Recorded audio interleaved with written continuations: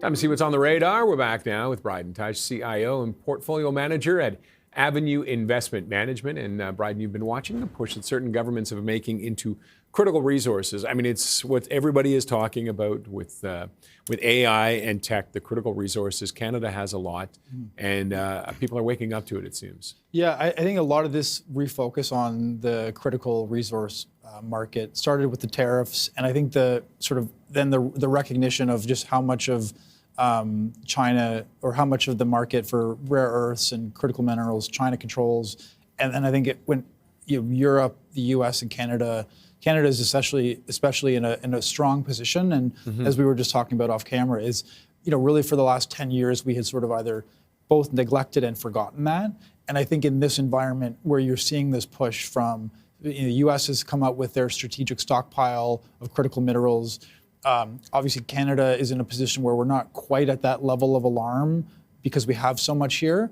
I think the question, and we've seen this directionally shift, but the question for Canada is taking these projects, moving them forward, and actually sort of highlighting our robustness in the commodity space, in the natural resource space again. Do we remember how to do that? I think we're, from a policy perspective, I think there has to be a relearning of that. And I think that was, if you go through, previous cycles in the global economy, it's always been a resilient part of the Canadian economy. And I think, we were in this position where we were kind of shooting ourselves in the foot because we had deemed these kinds of parts of the economy to be less essential.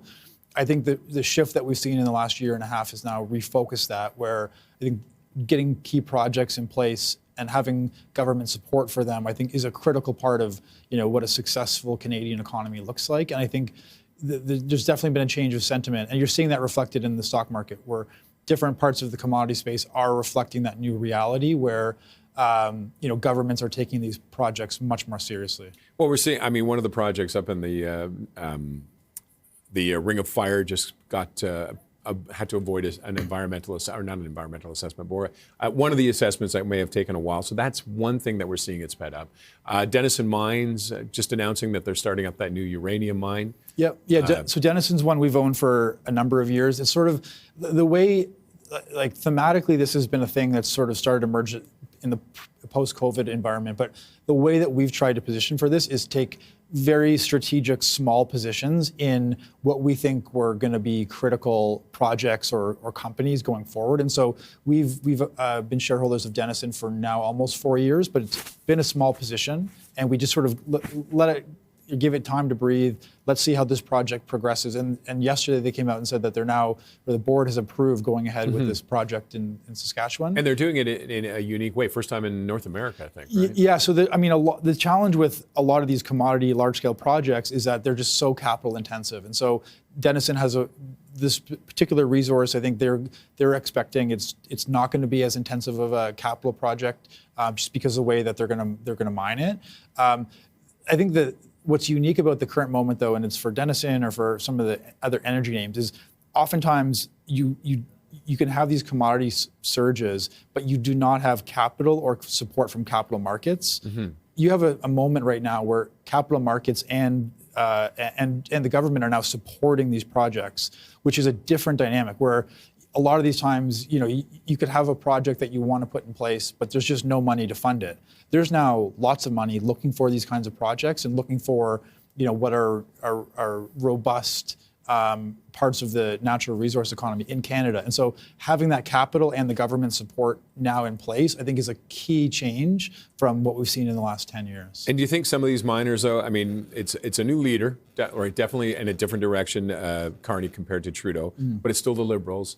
Do you think some of them are waiting for some more confirmation that it's like, okay, this is actually real and we are going to go in that direction? Yeah, no, I think that's absolutely the case. And I think any conversation with, an energy CEO or executive, I think that is exactly the sort of, the mindset and what's being communicated from that part of the economy. And it's, we've heard this before, and sure, okay, you want to support us. But a lot of this will be, the rubber will have to hit the road, and there's going to be proof in the pudding. And I think we're choosing to be optimistic about some of these things just because we think that the consensus has changed in Canada, where we don't have anything to do except to be optimistic about, we have to do this as a country for these resource sectors, is to be more supportive of them.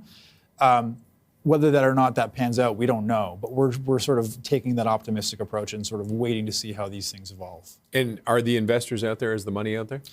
I think absolutely. I think that's what it's so interesting about what's happening in the market, where you have all of these things moving either in tech or AI in the US, and the index is kind of slowly stalling out. But there's different parts of the economy and the market that have been very strong this year, and you're seeing investor appetite for commodities and resources very strong. And I think a lot of this sort of changing dynamic is what's driving that.